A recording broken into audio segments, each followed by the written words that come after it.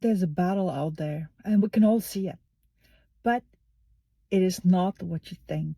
Yes, beyond the obvious corruption and atrocities and genocide across the globe and utter destruction and misery, there's actually a battle underneath that.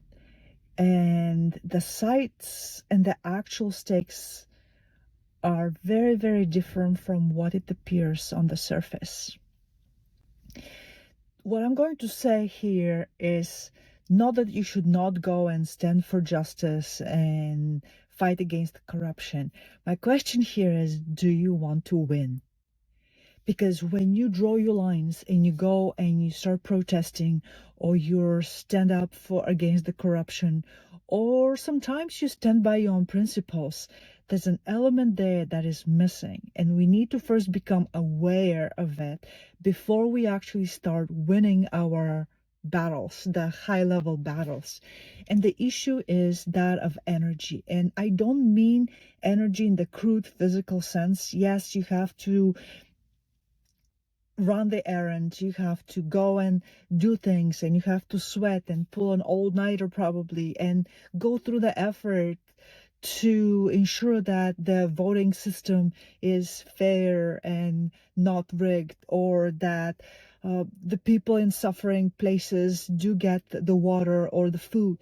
I'm not talking about that physical energy, not because it's not important. It is actually very important, but because it's so obvious, we all see it. I don't have to argue anything there. You're already doing it.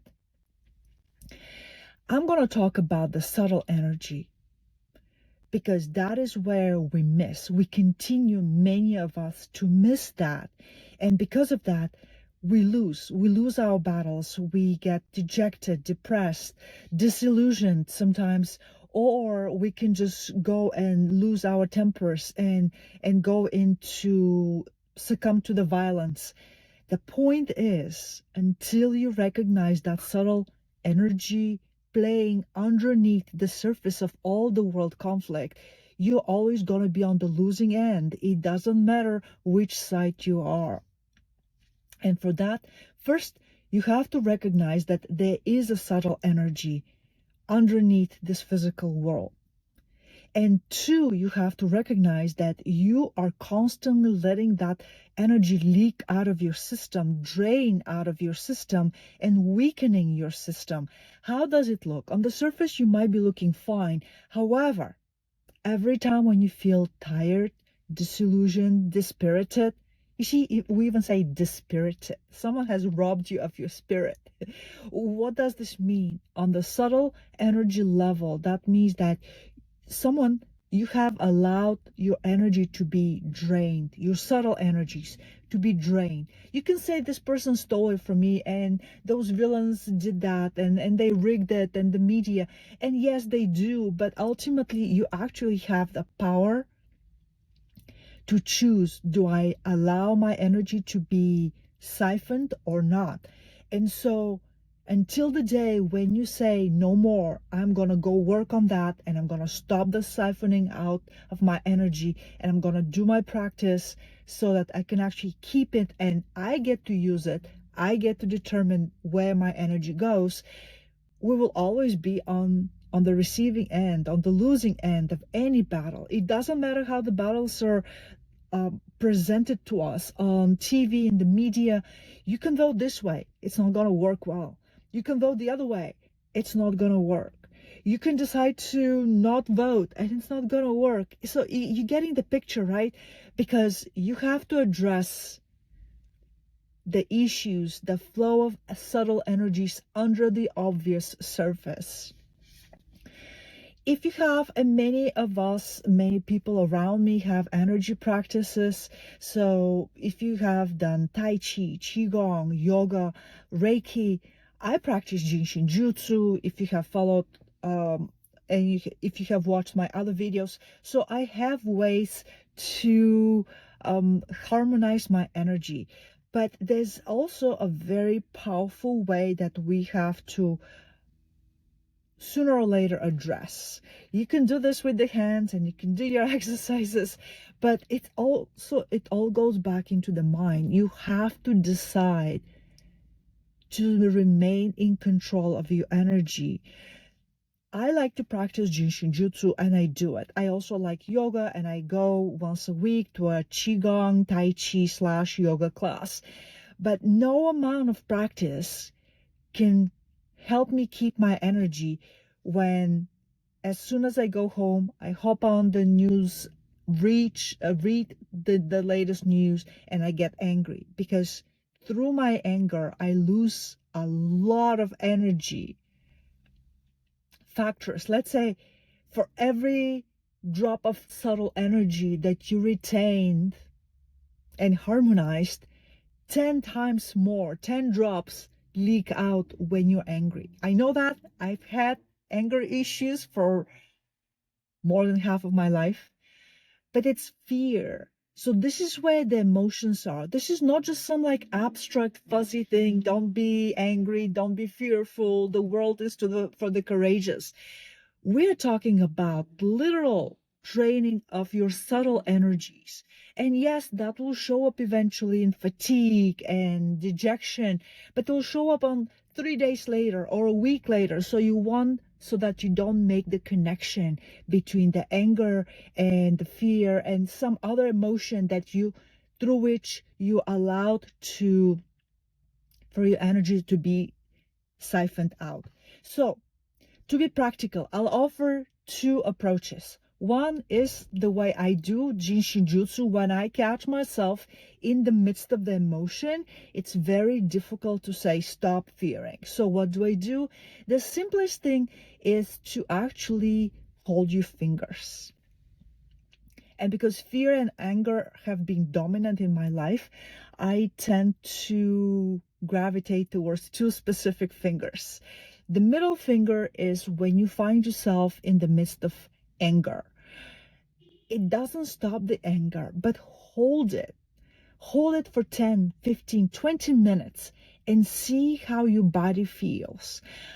I've resisted that for the longest time because when I'm angry, I'm right. I don't want to stop being angry because I have the right to be angry. And I'm not saying you don't have the right, but shouldn't you be able to be angry without getting sick? So this is what this holding of the middle finger gives you. Hold your middle finger. Cut that flow from your mind to the body so you can actually sort out the anger there, but the energy doesn't go through the body, leak out, and you lose that. When I did it the first time, for the longest time, I could not eat when I was hungry, when I was angry, because my stomach is churning and I would get nauseous if I put anything in my stomach. But holding my finger about 10-15 minutes, I felt this lightness in my stomach. I was like, wow.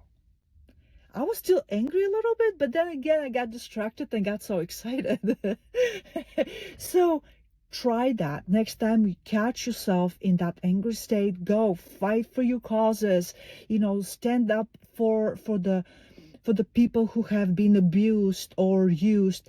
But don't forget to hold that finger just to cut the effects so you can actually remain strong, because how can you win your battles if you let your body go weak and you get sick? The other finger I have held a lot is the index finger, and that's the one with fear. So when you're shocked in the middle of like, oh my goodness, what happened? Do I need to worry? Is this the end of the world, the end of my life? There's a lot of times fear comes as a shock. Anger comes through outrage. They present something like outrageous and you get angry. Fear is more like a shock, sudden change of situation and you're like in a fearful state. Hold that finger. Again, even if it doesn't clear up the fear in your head, hold that finger just to cut the subtle energetic flow from your mind to the body, so that you don't have to deal the physical symptoms. And once you eventually sort it out in your mind, you're not gonna all of a sudden find your body struggling in the middle of some illness. Chronic, acute, nobody enjoys that. So this is me doing what I can do in the middle of high emotions. But there's also another approach, and that is, what can you do on a daily basis when you chill and cool to minimize the risk or the probability for you to lapse in those emotional states. And you might as well have your practices. I'm not saying replace them. I just want to share what my latest practice is. And it has been so subtle and yet very reliable. It's almost like I don't even notice. Sometimes I do it every day, and then it's 3 days after that when I realize, wow, I have not been as angry, or oh wait, I was able to handle this change or the sudden shock with quite the poise. And so this is how I noticed that this practice works, and it's very, very simple. I discovered it in a book called The Hathors by Tom Kenyon. And in fact, if you go to Tom Kenyon's website, there's a little musical piece, a recording of 9 minutes that you can actually listen to it every day. That helps with the practice. At least I found it helps me with the practice. So what is that practice about? It's about becoming centered in your heart. I know a lot of people say that, but what I was hearing before I saw the book and before I read the book, I was hearing it metaphorically. Yes, it comes from my heart, and I love you, my heart goes to you, and oh my goodness, my heart breaks. And for me, maybe for many other people, you take it literally, but I was always taking it metaphorically, symbolically, philosophically, poetically, read the poets, broken hearts. But I'm not talking about that. I'm talking about a very tangible, pragmatic practice. And here's what you do. You sit, you can lie down, you can stand if you wish, but the important thing is that your feet are kind of solid on the ground, or your body is solid on the ground. It's important. It helps to have connection with the ground. And there are actually 3 levels, so I'm just going to skip through the levels. I recommend the book, so you can buy the book and go through the steps. There's a preparation, no steps. So, well, maybe I'll say them. Okay, because it's easier, and I did it like in the span of several days to get used to that. So the first step is to actually become conscious about a subtle energy, or your attention, your awareness, drawing all the way from your feet and from the ground up to your heart. And so you do this on the in-breath, on the inhale, and then on the exhale, you exhale it in all directions like a radiance. You're radiating out of your heart in all directions in that sphere bubble around you. And then you do it again. You pull from your feet or from the ground all the way to your heart area, and on the exhale, you go out and send that energy out. The second step is to practice, this is still the first step. So what you do is you can actually alternate. So you pull from the ground to your heart and exhale. The second step is to actually pull from above. Think about the sun, the sky, the universe, you guiding angels, you guides, the Holy Spirit, our source. So feel that awareness coming from that above area down through your head into your chest area, and again into your heart. You do this on the inhale, and on the exhale you breathe it out. And then you alternate, once from the ground to the chest to the heart, exhale out. Once from above to the heart, exhale out. Once you have become comfortable with this alternation of up and down, you combine the practice into one. And so you do it simultaneously. So on the inhale, you pull the energy from above and from below all the way into your heart, and then you exhale. I strongly recommend that you get the book because it guides you through and gives you a lot of details. It helped me a lot. I love simple practices.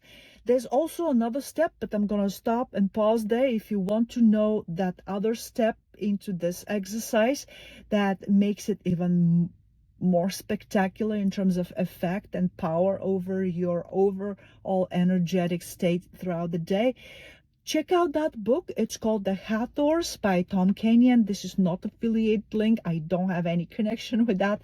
I'm just saying it because I love it, and I'm just going to put the resources in the description. And it's such an easy practice. You can do it 1 minute, 5 minutes. What I found out is that when I do it, I go to work and I'm just put together. Something happens and I'm not angry that much.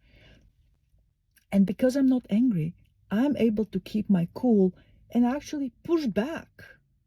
So you see, that's the irony. When you're angry, you cannot push back effectively. You have lost your battle. But when you actually stay cool and something happens and someone tells you, do this and do that, or your boss comes and everything changes and you eventually snap and lash out, you have lost your power. You have lost your subtle energy too. You have let it be siphoned out and drained.